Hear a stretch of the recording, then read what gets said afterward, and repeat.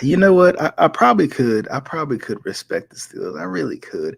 On one day, way down the road, I'm old and gray, and sometimes I forget these embarrassing losses, but I can't respect the Steelers halfway because the Ravens keep losing to them in these embarrassing fashions. And it's so frustrating because not to mention that you got the Steelers with with their titles, and we got all these titles and all this, ooh, we the best team in the NFL, terrible. We like we get that. But then on top of that, your team that you love so much just makes it that much worse. Because the crazy part about the Ravens is they could have easily had a blowout victory in this game. But instead, we looking at a loss in the AFC North, and the Steelers are back at the top. All right, welcome into Flock Nation Speaks. Flock Nation Speaks. Flock Nation Speaks, your Baltimore Ravens podcast, where we talk about the best team in NFL history. If you're a Ravens fan, I am a huge Joe Flacco fan. Wise Usher once said, "Situations will arise in our lives." I'm talking about shut down. Like you not throwing on Jimmy Smith. Joe is criminally underrated. Criminally, lock him up in cuffs. Criminally underrated. Lamar's put this team as a top 5 offense for the first time in 20 years. Got the arm talent. Jay Cutler had it too. I don't care about this argument against total TDs and all this. Oh, you want to talk about defense? Oh, until next time.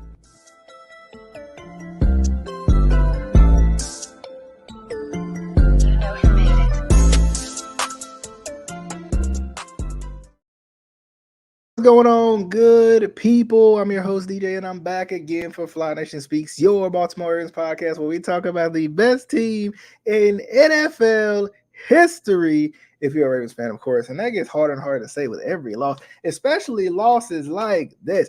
But real quick, Fly Nation Speaks is on all major podcasting platforms, also like TikTok as well, so you can see some of them below if you are watching, if you're listening, Apple Podcasts, Spotify, Google Podcast, all your favorites. And if we ain't on your favorite, let us know. We'll get on your favorites. Okay. I don't know who else is, but anyway, anywho, we're going to get into this Steelers loss 17-10. The Ravens lose to the Steelers, and I'm hurting, man. I ain't going to lie to you. I've had some time to get over it. I've had some time to think it through. I've had some time to wonder why it has happened like this, but none of it really makes sense. Just gonna be honest with you. None of this makes sense. None of this. The Ravens do this all the time, every year. It's funny because, and I'm sure I have Rabbit Jones on again, probably either this week or next week, this Thursday or next Thursday. But I was talking to him, and you know. At that time, the Ravens are 3-0. We flying high. The offense ain't even hit its peak yet. We feeling good. But at the same time, it still felt like, there was some missing pieces. There were some unforced errors.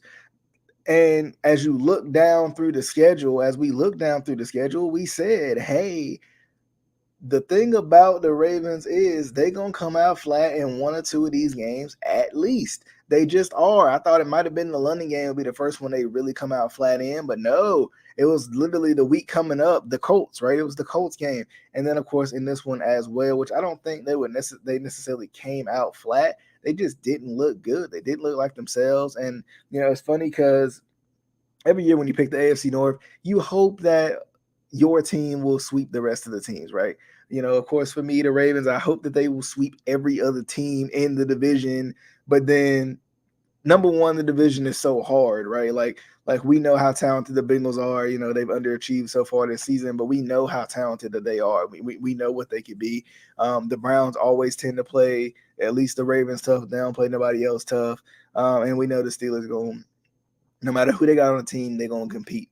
And I got to think about it, man. I really did. I got to think about it because I'm sitting here and I'm like, man, you know what, man? Like, I tell you what, I really did. I got to sitting around and I'm thinking, thinking, man, like, is there something up with the Ravens right now? Like, is this like panic mode right now, right? Like, is this like something we should panic about? And the reason I ask that question is not because I don't think the Ravens have the capabilities of being a successful team in this league. That's not true. Like it's funny because I can't remember who was saying this. Somebody online had mentioned it. Somebody I listened to, and they're like, I think it was Steven Schultz. I think it was, or Spencer Schultz, not Steven Schultz, Spencer Schultz. He was on somebody else's show and he was talking about it. And he was like, don't panic too much because the Ravens are in every single game. The Ravens have a couple of games like this where they come out flat against teams they shouldn't lose to and they end up losing the game. But for the most part, when it comes down to playing the 49ers, when it comes down to playing the Seahawks, when it comes down to playing the Dolphins, the Ravens are going to be in the games more than likely, right? The Ravens are going to be right there at the end, hanging on, trying to, find a way to win at the end of the game more than likely. The Ravens might even blow out one or two of these good teams more than likely, right? But at the same time, it's like when you see a 10-point lead, double-digit lead, disappear as a Ravens fan, you get kind of deja vu. Baby, I swear it's right. You get deja vu. Okay. You get deja vu because last year that was the move. That was the narrative. That wasn't even the narrative. That was the truth. Right. Like that was the truth. Like we talk about narratives all the time on the show, but that was the truth. Like that was what was happening. And the Ravens lost so many games by having 10-point leads and then squandering them at the end. And it's weird because this was one of those games too where they were up on the Steelers by 10, I think it was. And the Steelers came roaring back. They couldn't do anything early in the first half. But like it's just crazy, man. It's frustrating. And it's frustrating because it's the Steelers. I don't think I was nearly as frustrated with the Colts game, right? Like, but especially when it's the Steelers, it adds that extra to it, man. Because think about it, man. Like the Ravens have had ample opportunities throughout the years, not even just this year, last year, 5 years ago, 10 years ago. Like the Ravens have had so many chances to end the Steelers night, right? To end the Steelers season, to make the Steelers feel bad, to embarrass the Steelers, to blow them out. They've had plenty of times where they could put that first losing record on the docket for Mike Tomlin last year specifically.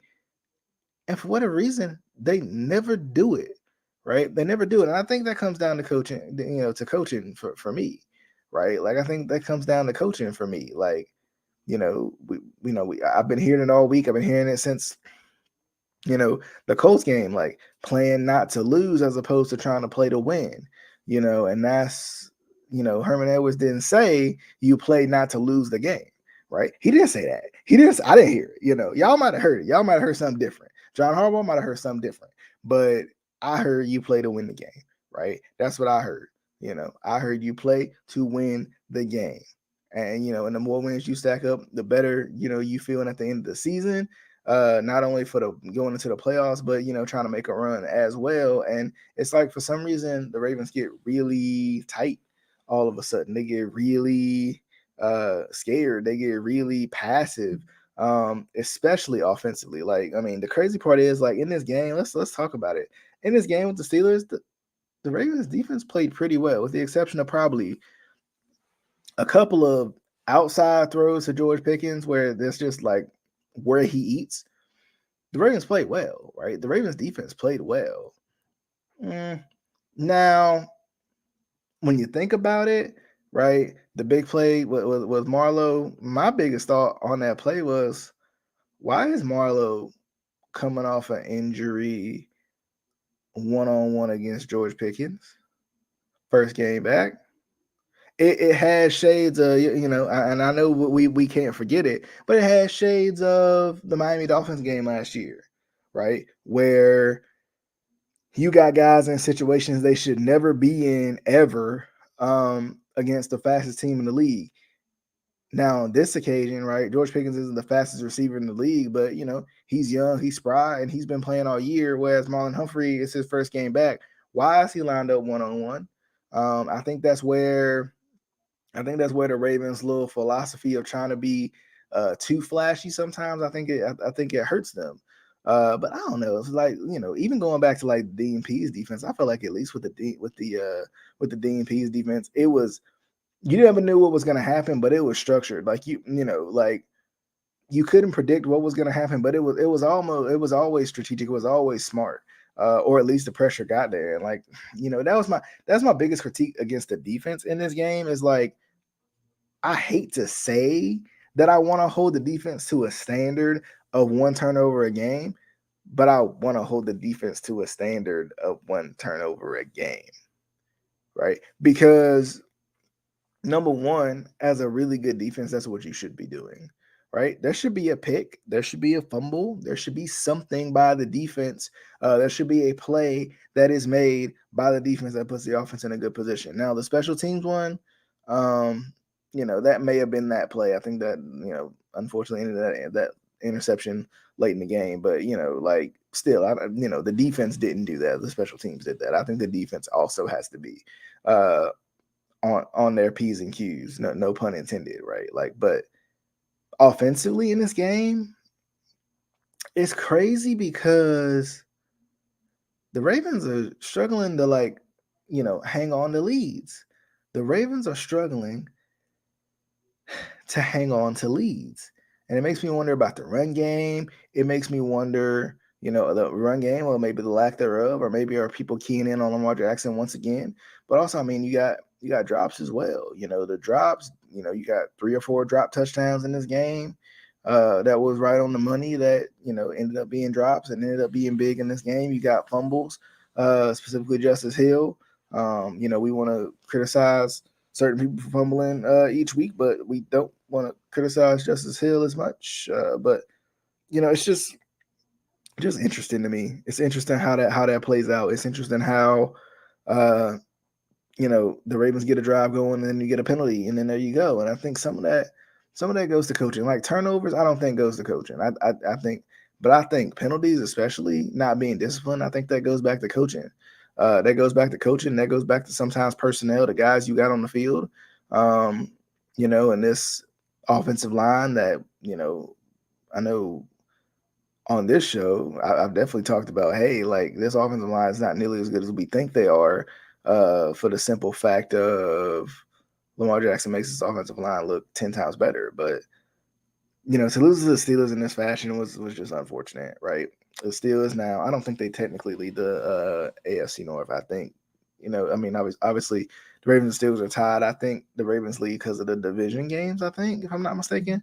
But I might be wrong. But it's just crazy, man. Like, like I'm not the type of fan that's going to watch a 17-10 game against the Steelers and panic about how the offense isn't good. Because it's the Steelers. It's a team that knows you the best. It's a team that knows exactly what you're gonna do when you're gonna do it. It's a team that knows, like, I mean, they know your injury report before you even put it out. Like, that's how good these two teams know each other. And I'm not gonna be mad about that, but I would rather be on the 17 side of it, right? 17-24 side of it, and I mean, honestly, this game could have been a track meet for one side. If we're gonna be honest, if without all the drops were an issue. This revamped wide receiver room did not look revamped in this game, and the issue is, because I've seen a lot of people put out tweets throughout the week about other guys who dropped the ball a lot.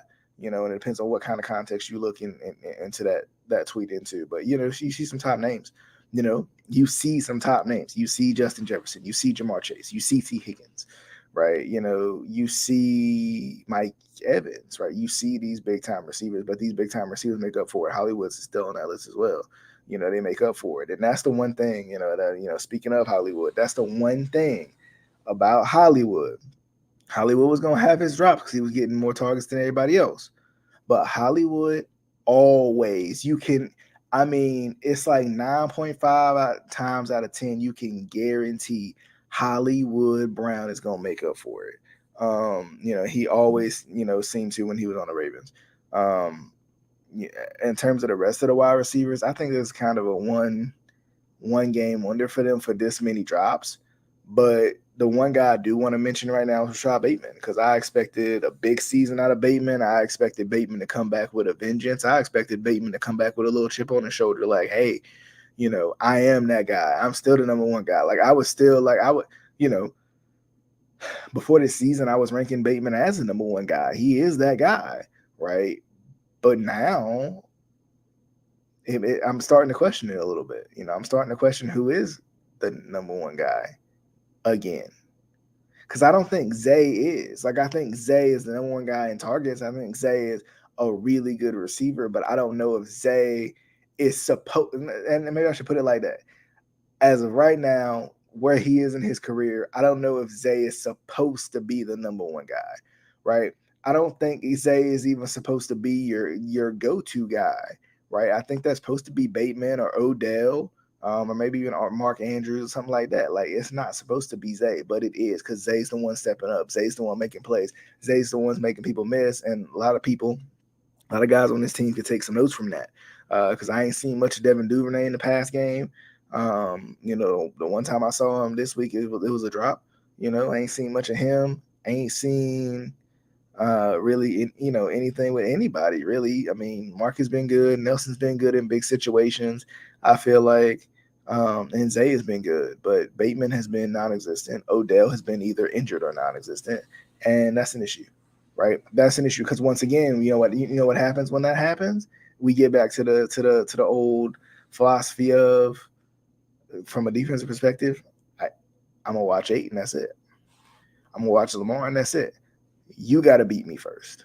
And that's the thing about having Odell out there, right? But Odell still got to make some plays. They got to figure out a way to get Odell involved in the game a little bit, even if it's some big back shoulder throws, if it's some big in cuts, something like that, like some big drags or something like that, where he can kind of get himself going early in the game, because you got to show the defense that Odell is Odell until proven otherwise.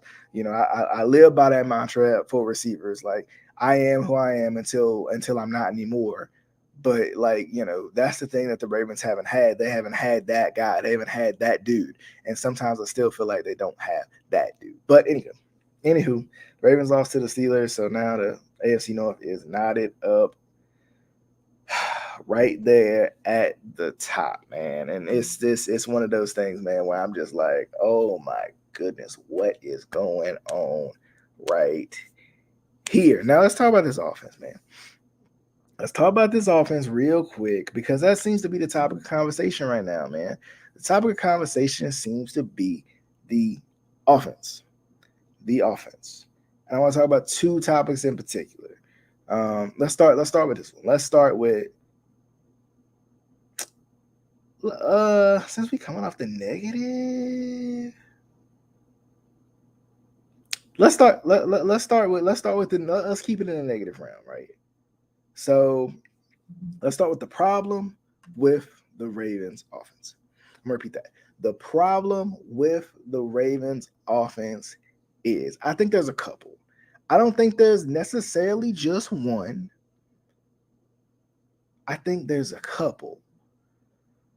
Looking back to the Steelers game, looking back to some of these other games where you got leads and you got to, put the game away, you got to look at that running back room. I think you got to take a strong look at the running back room, right? And what's left of it, kind of, too. Like, JK was supposed to be your guy this year. Obviously, he's injured. He's out for the season. So then Gus has to step up and Justice has to step up. And here's my thing with Gus.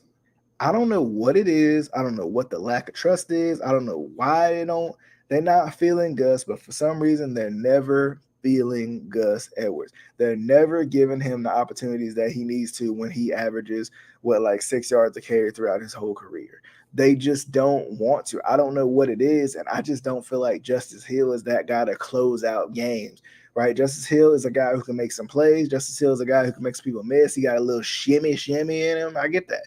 But in terms of putting games away, arm and hammer type joint, like, that is Gus. That's the Gus buzz, right? That's why you still got him on the roster and stuff like that. Is why is he not in there? I mean, I think he poses a threat. And, like, it's not like Gus can't catch. I don't think, right? Something that I feel like they don't use Gus a situation they don't use Gus in enough. It's like block and release situations, man. Like, what is going on? Like, why are they not using Gus in block and release situations where he can kind of chip that elite pass rusher, slide out, get him a catch, and go into the end zone? Run over one person, go into the end zone. Why is that not something that they're utilizing more? I'll never truly understand. But the lack of confidence in Gus is weird, and I think that's the thing that's one of the things, one of the problems with the Ravens offense right now is they can't finish games with the run game anymore, right? It was about guaranteed. If the Ravens got the ball back with a lead, they're going to run the ball, run the ball, run the ball, maybe a little pass here and there, and they was going to end the game. That was it. Like, it was over. Like, we talking 2019 especially. Like, that was another thing when we talk about yards, passing yards versus passing touchdowns. That's why the offense was so efficient, right? That's why the offense was so efficient, because that's what they did. They ran the ball, time of possession, and they, passed the ball when they needed to. But I think at the same time, man, another problem is lack of identity right now. Like, if you look at the Ravens offense, you don't know what they want to do. You don't know what their plan is, drive to drive. You don't know what they excel in. You can't figure it out. At least before, like, we knew the Ravens going to run the ball. They're going to do some efficient passing plays, and that was good, right? And right now, it seems like the Ravens don't have an identity. They don't know what they want to do. They don't know what they want to excel in, and that's the crazy part about it, because the passing game, I think, looks better. I think the running game looks worse. I personally do. I think people are keying in on Lamar and his ability to run. That's why, I think we're going to expect more Lamar trying to take off type runs than we are design runs for Lamar. Because they haven't even really been letting him keep it on a lot of these things. I don't know if that's because the defense has been keying in on it or what, but that's another one too. Like, hey, you know what I'm saying? Like, they've been keying in on Lamar, like saying, hey, like, that guy, he's not going to beat me. I don't care. Like, I don't care about Gus. I don't care about Justice Hill. Lamar Jackson is not beating me in this game, right? When it comes to running this football. And they've been making Lamar throw, and Lamar's been really playing well. Like, Lamar before today, I'm almost curious to look at it now, but I kind of don't even want to. But Lamar this season was like, what? I think we said it last week, was like number 2 in completion percentage. And I'm sure it went down after last week, but it's just interesting, man. Like, it's just interesting because Lamar's playing well. When it comes to completions and stuff like that, he's still top 5. He's playing well when it comes to completions. I think we can get in the end zone a little more. But that's the biggest thing. Like, I think Lamar's playing well, though. I really do. I think Lamar's playing well. I think he's making good throws. He's making good reads for the most part. There always seems to be this pressing read, or like just a throw where, like, why did you, why are you trying to force that? Why are you trying to force that pass? So, that's one of those things too. But it's just like, that's my biggest thing with the Ravens right now. Like, they got to find their identity.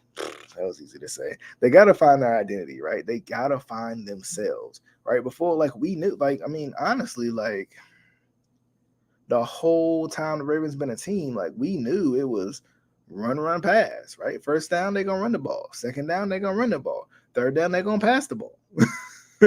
Like, maybe a little play action sprinkled in or something. Like, we knew what was happening. We knew exactly how this was going to play out. I feel like this year we don't know that, which could be a good thing if they can figure out what they want to do, right? Or if they can get, produce some scoring drives out of these, new passing schemes and new passing plays and stuff. Because I think the spacing looks a whole lot better. I think people being open looks a whole lot better. I think the lack of running game can be a little concerning, but I don't think it would be as concerning if we could score. We could score at a more efficient clip. I think it'll be okay, but we'll see. What do you guys think? What is the problems with the Ravens offense right now? What is the problem, slash problems with the Ravens offense right now? I'm gonna hold off on the on my other topic about the offense, because I mean the offense just full. The offense we can talk about so many things with this ridiculous offense right now and what they gonna do to fix it. In terms of the I mean, how to fix that problem real quick, and then I'll wrap it up. I think kind of like I just said, you got to establish that identity. You have to have some sort of an identity. Like even like look at like the 49ers, right? A top team in this league. I mean, and let's look at it this way, right? The 49ers, Brock Purdy is Brock Purdy, right? He's not going to make a mistake.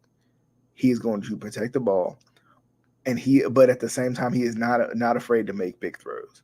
Right? They got CMC who can do literally anything they want him to. They want to hand it off to him, he can do that. If they want to throw it out to him, he can do that. So I mean, their identities, they can do a little bit of everything. They can really literally do a little bit of everything because they got the talent to do it everywhere they need to have it. Right?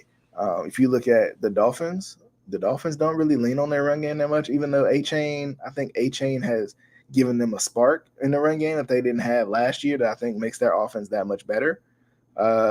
So I mean, honestly, I think previous seasons it probably was we just gonna be the fastest team in the league, right? We just gonna be fast, right? We gonna get this ball to guys in space, and that's what we're gonna do. And I think honestly, let's be honest, that kind of is their identity. We're gonna get the ball to people in space, and we're gonna let them work. We're gonna get the ball to Tyreek Hill because he's the fastest guy on the field. Jalen Waddle and these guys, these guys are fast. That's what we're gonna do.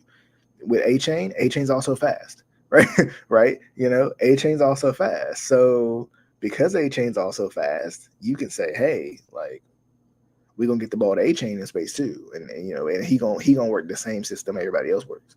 It just might be in the run game, but that's what the Ravens got to figure out. What do they want to do?